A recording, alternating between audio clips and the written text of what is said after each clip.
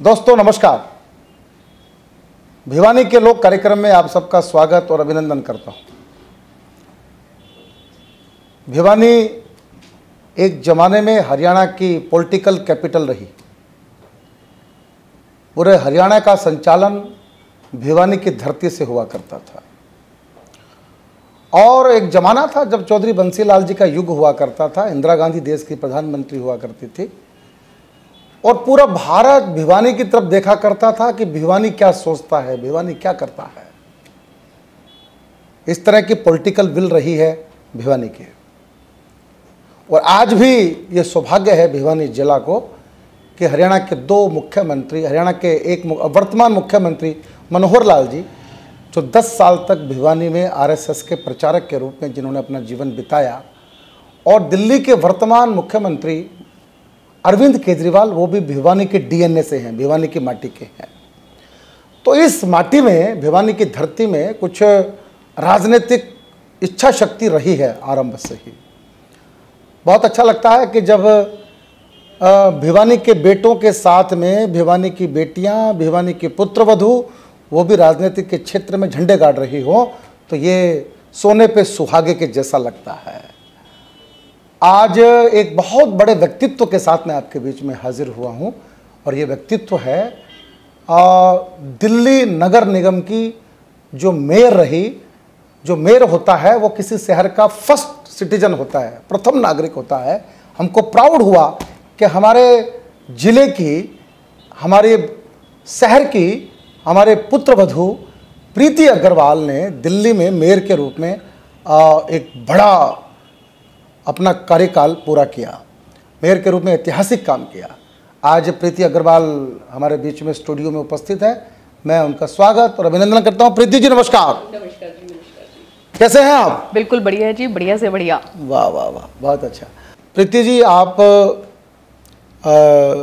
जिस परिवार से आपका संबंध रहा है, बीडी गुप्ता जी, राशिदास गुप्ता जी हरियाणा के मुख्यमंत्री रहे, उस परिवार से आपका ससुराल पक्ष का रिश्ता है और आप स्वयं मेरे ख्याल से हरियाणा में रोहतक से आपका परिवार आता है। अपनी थोड़ी पारिवारिक पृष्ठभूमि के बारे में और अपनी शिक्षा के बारे में और अपने बचपन की कुछ यादें साझा करें आप। बहुत सारी यादें हैं यूँ तो मेरी, लेकिन कुछ बातें मैं आज आपको ज़रूर शेयर करूँगी। सर्वप्रथम तो मैं आपको धन्यवाद करती हूँ कि आपने मुझे मौका दिया यहाँ आने का और अपना, जो मैं बहुत टाइम से चाहती थी कि जनता के बीच में अपनी बातें शेयर करूं, तो आपका बहुत बहुत धन्यवाद। मैं एक ऐसे परिवार में पैदा हुई और ऐसे परिवार की मैं बहू हूं जिन्होंने ना सिर्फ अच्छे समाज की कल्पना की है बल्कि अच्छे समाज के लिए 2 कदम बढ़ाए भी हैं। मेरे जो दादा ससुर हैं, जैसे भी आपने बताया, वो लाला बनारसी दास गुप्ता जी, वो हरियाणा के चीफ मिनिस्टर रहे। और जो मेरे दादाजी, मैं जिस परिवार में पैदा हुई, वो मेरे परिवार संघ परिवार से बिलोंग करता है जी। फ्रीडम फाइटर रहे हैं मेरे दादाजी। उन्होंने अपने कार्यकाल में, अपने जीवन में 152 बुक्स लिखी हैं जो कि भारतीय विद्या भवन से पब्लिश्ड हैं, जैसे कि अच्छे मानव बनिए, Gita for you and for me, इस तरह की बहुत सारी, living life without tears, anger और एंग्विश, इस तरह की बहुत सारी किताबें उन्होंने लिखी हैं। हम लोग 5 बहन भाई हैं, सभी मैरिड हैं। अभी मेरे 2 बच्चे हैं, एक बेटा मेरा MBA कर रहा है, बिटिया मेरी 3rd ईयर में है। मुझे हमेशा ही अपने परिवार से ये शिक्षा मिली है कि हमें अच्छे समाज की कल्पना तो करना चाहिए, लेकिन मात्र कल्पना तक ही नहीं रखना चाहिए, उसके लिए 2 कदम चलना भी चाहिए।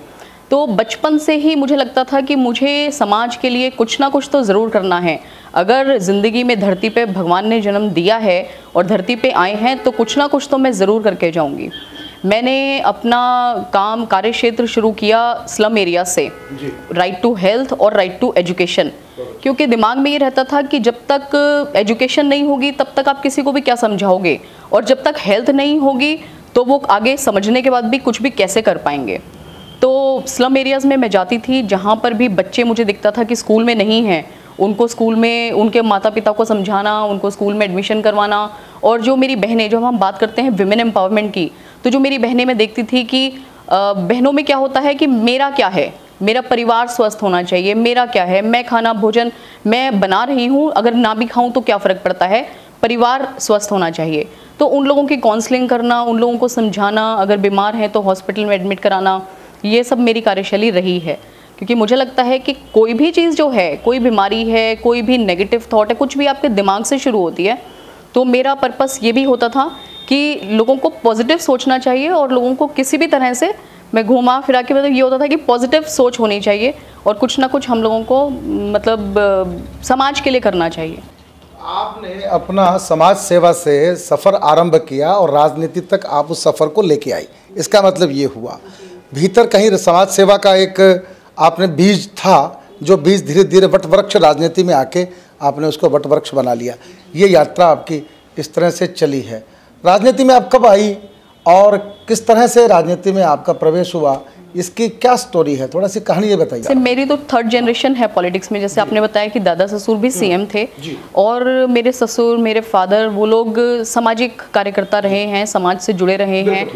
मेरे फादर ने भी 3 गांव गोद लिए हुए हैं भुज में। जिस समय भुज में भूकंप आया था तो मैं भुज में गांव गोद लिए हुए हैं। 10,500 के करीब उन्होंने बेंच दान डोनेट किए हुए हैं नगर निगम के स्कूलों में और अनेकों इस तरह के काम दादाजी ने भी, मेरे फादर इन लॉ ने भी, मेरे फादर ने भी, मेरे परिवार में काफ़ी जुड़ाव है एक सामाजिक उससे।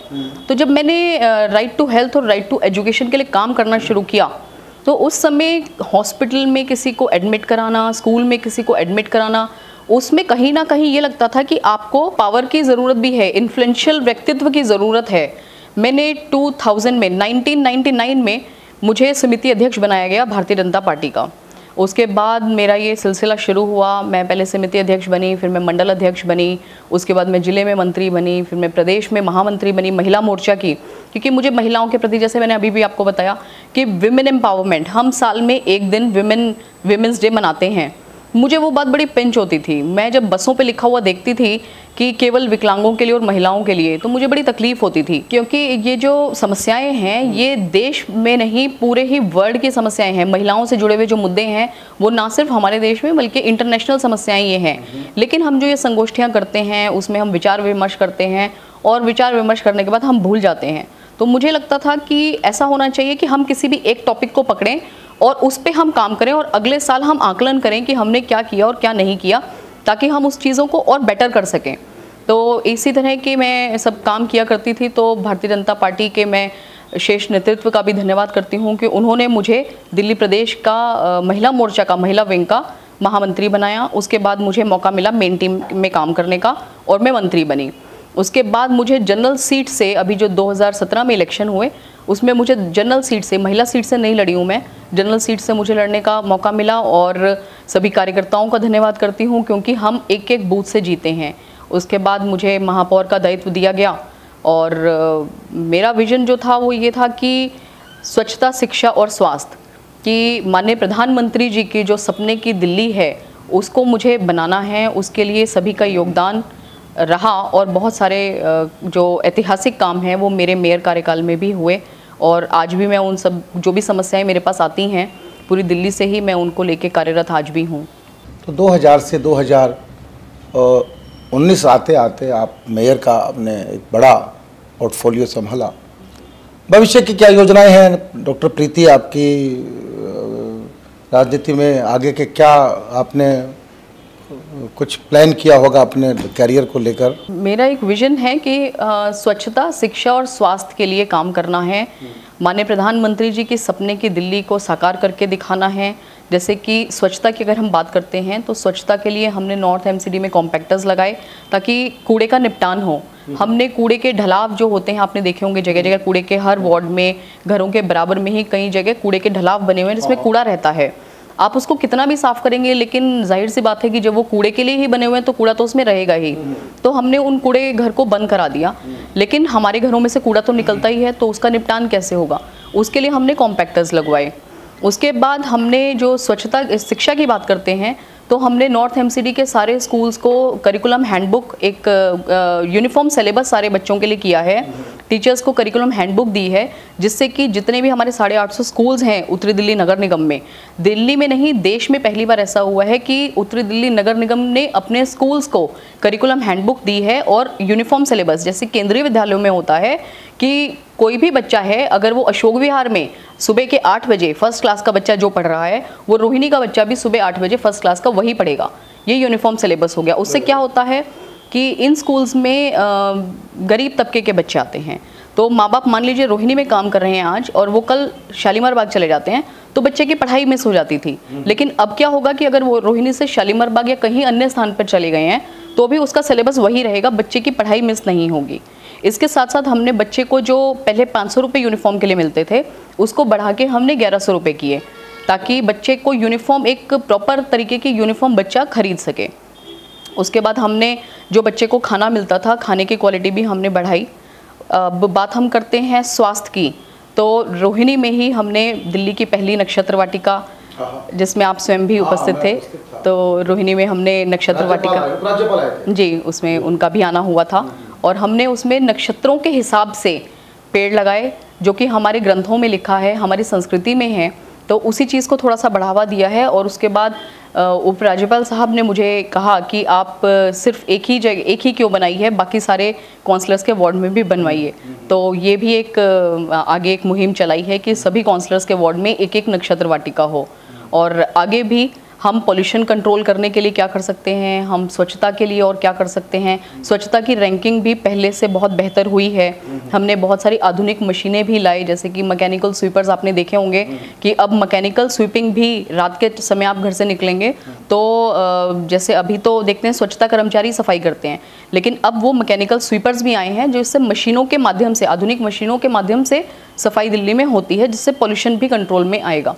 तो यही मेरा एक विज़न है कि ज़्यादा से ज़्यादा एजुकेशन को हम बढ़ाएं, ज़्यादा से ज़्यादा स्वच्छता को हम रैंकिंग को इम्प्रूव कर सकें और हम स्वास्थ्य के को भी, जनता के स्वास्थ्य के लिए भी हम ज़्यादा से ज़्यादा कार्यरत हों।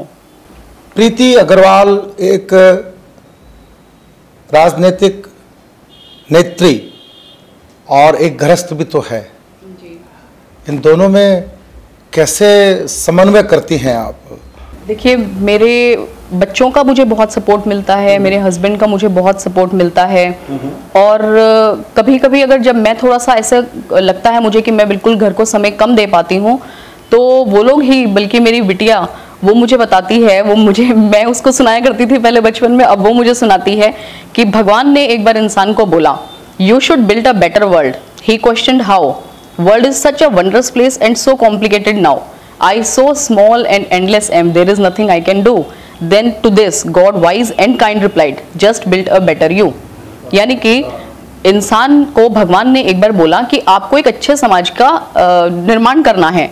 तो इंसान ने कहा कि भगवान, इतना बड़ा संसार है, इतनी बड़ी दुनिया है, मैं तो बहुत छोटा सा हूँ, मैं क्या कर सकता हूँ, मैं तो बहुत तुच्छ प्राणी हूँ।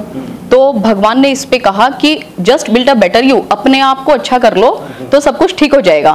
तो इस पे मुझे बच्चे और मेरे हस्बैंड और सब मेरा परिवार मुझे ये कहता है कि आपने जो एक कदम बढ़ाया है, हम सब साथ में हैं और आपने सबको जिस तरह से आप करते आए हो, आपने वो करना है। थोड़ा बहुत कॉम्प्रोमाइज़ करते हैं, फैमिली करती है, लेकिन मुझे भी गर्व है और वो भी मुझे बहुत मेरा कॉन्फिडेंस बिल्डअप करते हैं कि आप बहुत अच्छा काम कर रहे हो, तो मेरी ऊर्जा और ज़्यादा बढ़ती है काम करने के प्रति।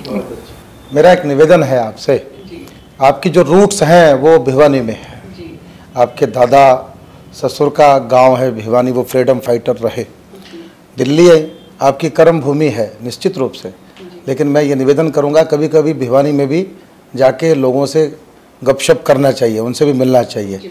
ये परंपरा भी आरंभ करो आप। मैं साल में 2 बार रोहतक जरूर जाती हूँ जी। रोहतक में कलोई में जो शिव मंदिर है, वहाँ पे शिवरात्रि पे मैं जरूर जाती हूँ। मेरे पापा अहमदाबाद रहते हैं, लेकिन पूरा फैमिली मेरी यहाँ आती है और हम सब वहाँ पे रोहतक जरूर जाके आते हैं। भिवानी और रोहतक दोनों शहरों से आपका अपना गाँव कलोई है और भिवानी आपके पुरख, आपके ससुराल पक्ष का गाँव है, दोनों से संबंध बना के रखिएगा तो अच्छा रहेगा। जाते जाते अभी चुनाव चल रहा है और इलेक्शन में पूरा इलेक्शन टुकड़े टुकड़े गैंग और राष्ट्रभक्त ऐसे करके बट गया है। आप क्या देख रही हैं 2019 के चुनाव में? क्या मोदी सरकार दोबारा से बनती आप देख पा रही हैं? मोदी जी जो काम कर रहे हैं, मुझे नहीं लगता कि कभी भी, चाहे उनकी जो रीति नीतियां हैं, क्या कभी हमने बेटी बचाओ बेटी पढ़ाओ, जनधन योजना, स्वच्छ भारत अभियान, इस तरह के अभियानों के बारे में क्या हमने कभी सुना था? इस तरह की बहुत सारी चीज़ें हैं, जिस तरह से प्रधानमंत्री जी बात करते हैं, धर्म की बात करते हैं, क्या हमने पहले कभी सुना था? आज देश को प्रधानमंत्री नरेंद्र भाई मोदी जैसे चौकीदार की ही ज़रूरत है और मैं भी उनकी चौकीदार हूं। और मैं कहीं पर भी जाती हूं तो युवा भी, बच्चे भी, बुजुर्ग भी, महिलाएं भी, सब जगह से एक ही आवाज़ आती है कि हाँ मैं भी चौकीदार हूं। तो मुझे लगता है कि बिल्कुल प्रधानमंत्री जी ही दोबारा आएंगे, कोई दूसरा विकल्प हमारे पास नहीं है। तो जाते जाते प्रीति अग्रवाल जी, आप भिवानी के लोगों को, रोहतक के लोगों को ये जो हमारा एक भिवानी के लोग कार्यक्रम है, इसके माध्यम से बहुत सारे ऐसे लोग हैं राजनीति में आना चाहते होंगे, युवा लोग हैं, उनको क्या संदेश देना चाहते हैं? मैं पहले तो मैं आपको धन्यवाद करती हूँ कि आपने इतने सारे कार्यक्रम और आपने वाकई में ही भिवानी के लोगों को जिस तरह से जोड़ा है वो काबिले तारीफ है। और मैं ये भी कहना चाहती हूँ कि सिर्फ हमें अच्छे समाज की कल्पना मात्र नहीं करना चाहिए, हमें आगे आना चाहिए। हमें देश के लिए हम करते आए हैं, भिवानी से बहुत सारे लोग हैं जो बहुत आगे आए हैं, और भी आगे आना चाहिए और भी सब करना चाहिए। जो हमारे सपने हैं उन सपनों को हमें पूरा करना है, हमें देश को आगे बढ़ाना है। भिवानी का बहुत बड़ा योगदान है देश को आज इस स्थिति में लाने का। तो सबसे निवेदन है, हाथ जोड़ के करबद्ध निवेदन मेरा ये है कि सब लोग आगे आएं और जो ये एक वो मुहिम चलाई है, प्रधानमंत्री जी ने चलाई है, उसको आगे बढ़ाएं। जिस हरियाणा के अंदर नारी शक्ति को घूंघट में रखा गया, वह भिवानी की बहू दिल्ली का नेतृत्व करे, प्राउड तो होता होगा आप लोगों को सच में। एक आयरन लेडी है प्रीति अग्रवाल, जो घर गृहस्थ किचन से लेके और दिल्ली की कैबिनेट तक संभाल रही है, और जिनके भीतर आज भिवानी भी है और कलोई भी है, जो आज अपनी रूट्स के साथ जुड़ी हुई हैं। सच में बाबू बनारसीदास गुप्ता जी का नाम, जिसने दिल्ली में दोबारा से लोगों की जुबान पे लाने का काम किया, वह होती हैं प्रीति अग्रवाल। मैं इस कार्यक्रम को यहाँ विराम नहीं दे रहा हूँ। अगले सप्ताह फिर किसी दूसरे व्यक्तित्व के साथ आपके बीच फिर उपस्थित रहूँगा। तब तक के लिए आप देखते रहिएगा कार्यक्रम भिवानी के लोग। बहुत बहुत धन्यवाद डॉक्टर प्रीति, आपने समय निकाला। मैं आपका बहुत बहुत धन्यवाद करता हूँ।